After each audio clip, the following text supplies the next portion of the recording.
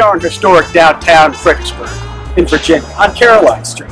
This place has seen a lot of revitalization over the last few years. From the boarded up storefronts and closed down businesses, you can see now we got lots of stuff, just busyness going on down here. A lot of privately owned businesses. I've made some items and sold them to some businesses on this very street. From pepper mills for the restaurants, to cutting boards and salad bowls for the boutiques, pens, and you name it. And it's a great area for the local woodworker to provide their wares to the public. And most of the businesses down here are very friendly, and they like the possibility of being able to sell locally handmade items. So let's go look around and see what we can find. My first stop is going to be at a store I've had my eye on for a little while now. Frasier Wood Elements, owned and operated by David Frasier. He's an incredible woodworker, and he's also been known to sell items from local woodworkers as well. When meeting a business owner for the first time, it's important to make a great first impression. Throw a smile on your face and greet them properly.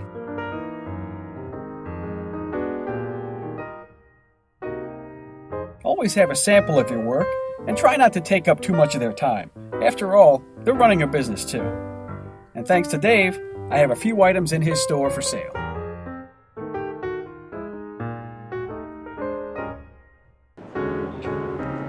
I made some real nice shaving sets the other day, and I thought what better place to display them for sale than a barbershop. So I'm off to Hometown Barbershop, owned and operated by Mary Scott on Route 3 in Fredericksburg.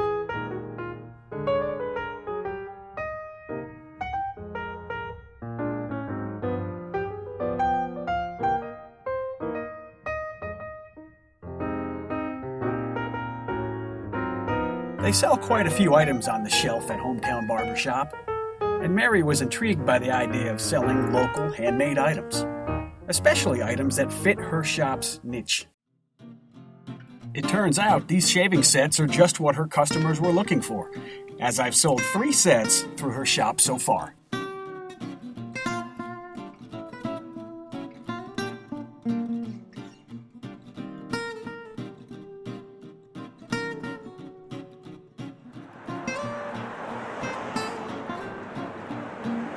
Well, I was 2 for 2 today. I was fortunate enough to create relationships with 2 local shops in 2 totally different fields of business.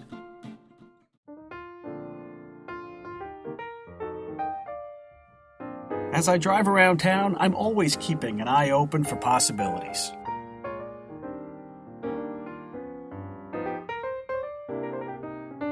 Many times I'll be contacted personally by someone who saw my items in a store, and they'll hire me to build other items based on the quality of the items they have seen.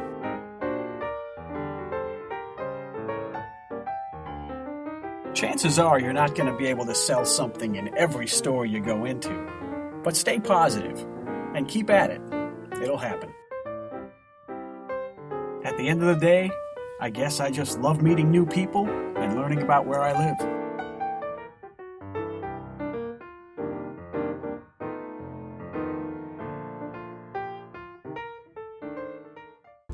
As you can see, there's really nothing to it.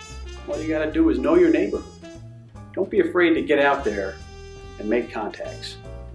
Always try to keep a couple items on hand, maybe in a box in your car. That way, if you do run into somebody that might be interested, you have something to show them. Don't forget about business cards. Get yourself a set of business cards. You can get them online pretty cheap, but it's always good to be able to give your contact information. And above all, when trying to find your niche, remember, there's a lot of niches out there. Somebody out there, some business, would love to have your special touch. And that's all we have for today. Tune in next time. Until then, take care.